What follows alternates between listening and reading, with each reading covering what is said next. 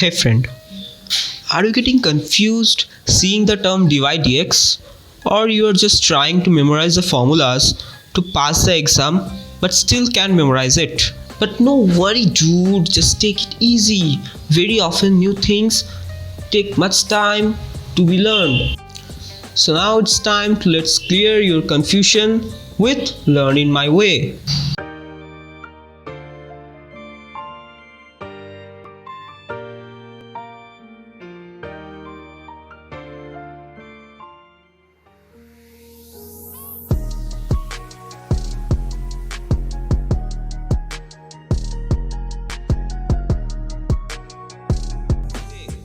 Yes, your guess is correct. Today we will discuss about differentiation. So before we start, let us consider an example that I have brought for you, and here it is. You see in this picture, his name is Chintu. Chintu has been locked inside and water is leaking, falling the place from the pipe. So now let us assume after 5 seconds of the water leak, the level of water was here, and after 8 seconds, water has reached this point. This means this amount of water is stored inside in 3 seconds. So now if we consider T1 equals to 5 seconds and T2 equals to 8 seconds, and water stored inside at T1 second is x1 and T2 second is x2, then we can say that rate of change in water with respect to time is x2 minus x1 by T2 minus T1, which is equals to del x by del t, which is equals to dx dt. Now del x is nothing but x2 minus x1 and del t is nothing but T2 minus T1. We can say del x as dx and del t as dt. This rate of change is known as derivative or differentiation. Now let us check what the definition says. Now according to the definition, differentiation is a process to find the derivative or rate of change of a function. You see, I have said that rate of change of a function. This means the change will be made inside a function for the different values of a variable. Here you can see a function y equals to x square plus bx plus c. This is a function.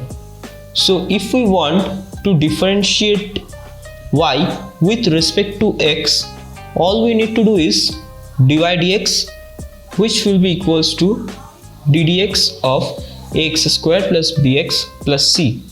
By doing this, we are simply calculating the rate of change of y or the function while x is changed for a very short interval. You got my point? I said we are just calculating how y is changed if x is changed a little bit. So now it's time to check the formulas.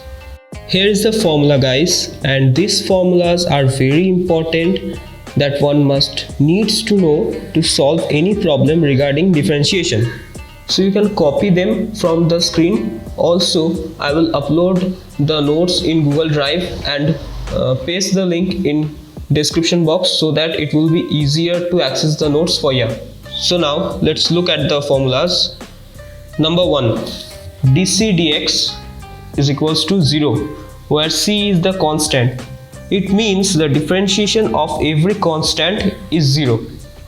Next, ddx of cu is equals to c du dx. By this formula, you can see that whenever there is a constant term with a function, we just need to put the constant out of the function and then differentiate it. Number 3, ddx of uv is equals to u dv dx plus v du dx. This is the product rule and also very easy. If two functions are multiplied, then while differentiating them, we should consider the first function as constant and then differentiate the second function. Then we should consider the second function as constant and differentiate the first function. And finally, we need to add them. Let us proceed to the next one. d dx of u by v is equals to v du dx minus u dv dx whole divided by v square. This is the quotient rule.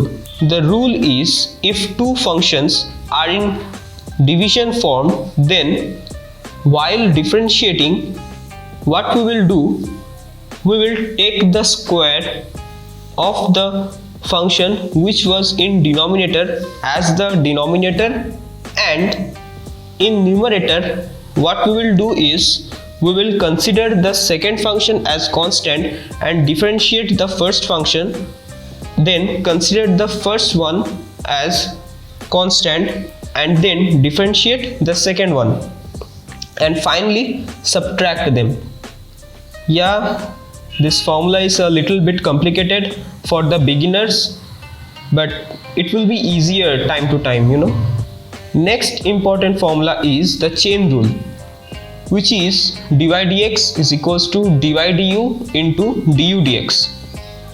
The rule is applicable when we have to differentiate a function, say y, with respect to x, but y is the function of another variable, say u. Then we will differentiate y with respect to u, and then we will differentiate u with respect to x. It will be more clear when we will apply it. So don't worry to those who still didn't understand this. So now let's see the next formulas, and that is d dx of a to the power x is equals to log a into a to the power x. Just take the logarithm of a and multiply it with the function a to the power x. That's all. Next formula is d dx of e to the power x is equals to e to the power x. Yes, in this case here e is the base of the log, and for this function the differentiation will remain the same. Then next formula is d dx of log x is equals to 1 by x. Just reciprocal it what is inside the log. Next formula is d dx of x to the power n, which is equals to n x to the power n minus 1. It's another easy formula. Now it's time to check out the trigonometric functions. So d dx of sine x, it means the derivation of sine x is equals to cos x, and the derivation of cos x is equals to minus sine x. d dx of tan x is equals to sec square x, and d dx of sec x is equals to sec x tan x. Then d dx of cot x is equals to minus cosec square x. d dx of cosec x is equals to minus cosec x cot x. You see, these formulas are very much similar, right? So it will be easy to remember. Next, d dx of sine inverse x is equals to 1 by root over 1 minus x square, and d dx of cos inverse x is equals to minus 1 by root over 1 minus x square. Next, d dx of tan inverse x is equals to 1 by 1 plus x square, and d dx of cot inverse x is equals to minus 1 by 1 plus x square, and d dx of sec inverse x is equals to 1 by x root over x square minus 1, and d dx of cosec inverse x is equals to minus 1 by x root over x square minus 1. And finally, it's a trick that we should apply whenever we need, that is dy dx is equals to dy dt by dx dt when x and y both are the function of t. Okay, so now it's time for some workout. We're starting with this sum, which is sin y equals to x sin a plus y. Then prove that dy dx is equals to sin square a plus y whole divided by sin a. And as you can see, this question had been asked in CBSE 2009. So it is an important question. First of all, you see what is given to us. Given is sin y is equals to x sin a plus y. From here you can see that we can easily differentiate this with respect to y. It will be more easier than differentiate it with respect to x. So this is why in the second step I have written that x is equals to sin y by sin a plus y. To make the calculation more easier, we are differentiating both sides with respect to y. So we will get that dx dy is equals to, now you can see that here we should apply quotient rule, which is ddx of u by v is equals to v du dx minus u dv dx whole divided by v square. So we will apply the same formula here and we will get sin a plus y cos y minus sin y cos a plus y whole divided by sin square a plus y. In the next step, you can see that in the numerator of the RHS there is a formula of sin a minus b. So from that formula we can write that sin a plus y minus y whole divided by sin square a plus y. And by simplifying this we will get sin a by sin square a plus y. Now in the question we have to prove what is the dy dx, not the dx dy. So from the dx dy we can easily find the dy dx, which is equals to 1 by dx dy, and which will be equals to sin square a plus y by sin a, and this is the proof. Now let's check out the second sum that I have brought for you, which is if fx is equals to a plus x by b plus x whole to the power a plus b plus 2x, then prove that f dash 0 is equals to 2 log a by b plus b square minus a square whole divided by ab into a by b whole to the power a plus b. So first of all, let's see what is given, and the given expression is fx is equals to a plus x whole divided by b plus x whole to the power a plus b plus 2x, and I am naming it as equation number 1.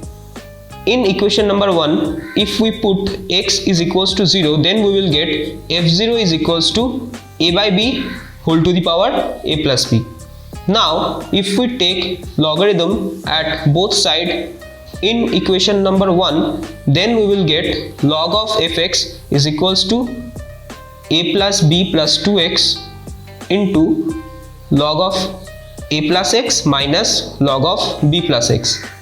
Now by differentiating both sides with respect to x, we will get 1 by fx into f dash x is equals to, now you can see here we should apply the product rule, and according to the product rule we will get a plus b plus 2x into 1 by a plus x minus 1 by b plus x plus 2 into log a plus x minus log b plus x.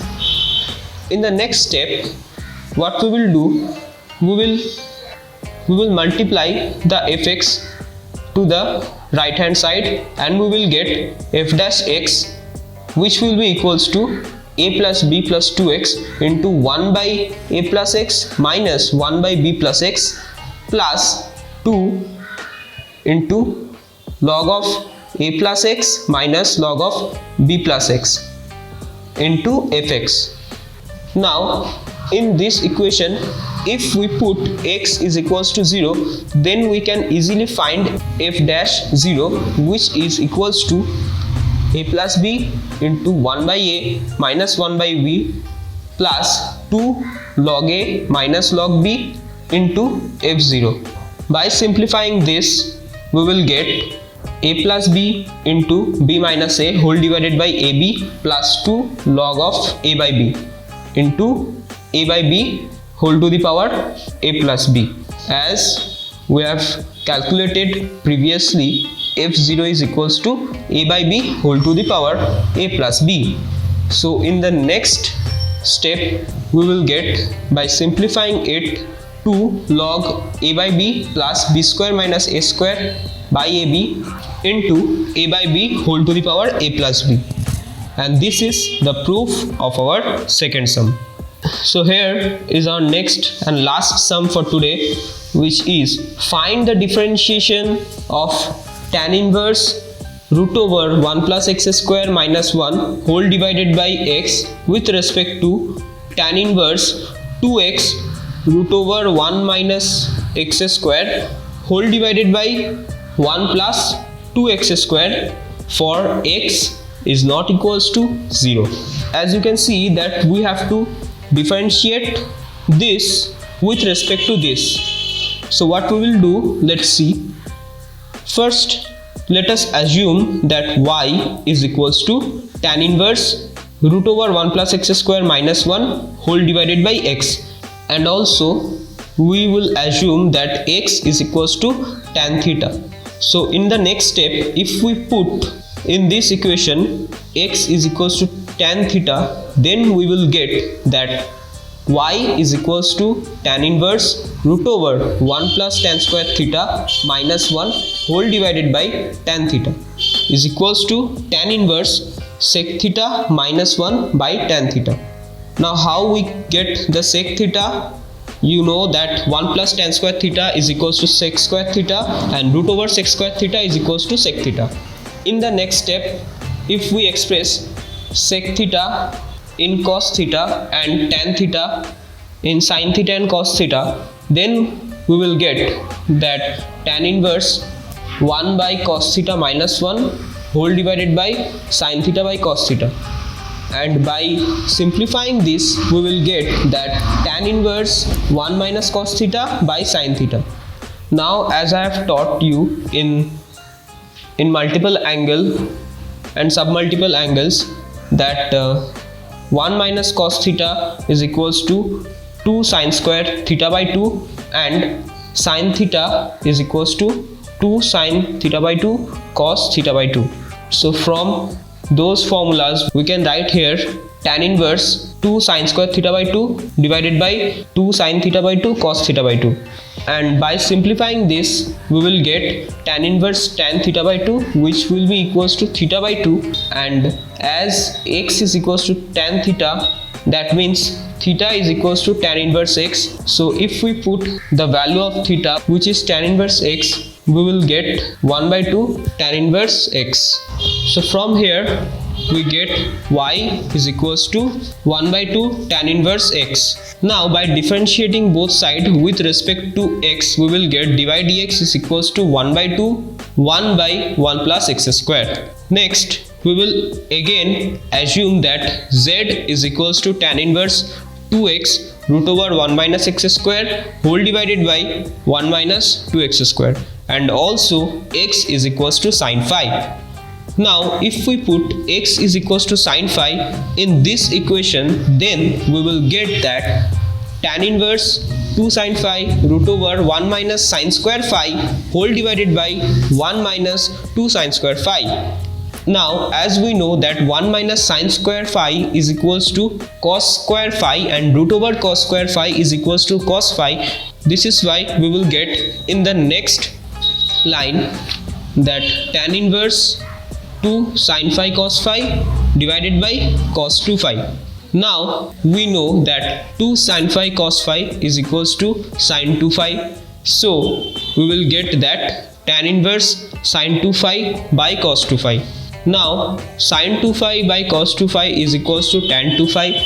So we will get in the next line tan inverse tan 2 phi, and tan inverse tan theta is equals to theta. So here we will get 2 phi, which will be equals to 2 sin inverse x. Now if we calculate the differentiation of z with respect to x, we will get dz dx is equals to 1 by root over 1 minus x squared. Now we can easily differentiate y with respect to z, as we learned the formula previously that dy dz is equals to dy dx by dz dx. If y and z are both of the function of x, then we will get dy dx by dz dx is equals to 1 by 2 into 1 by 1 plus x square whole divided by 2 into 1 by root over 1 minus x square. From this we will get dy dz is equals to root over 1 minus x square by 4 into 1 plus x square. Friends, that's all for today. Hope this video is helpful for you. If it is, then please like the video and share it within your friends, and subscribe our channel for more educational videos. See you in the next video. Till then, bye bye.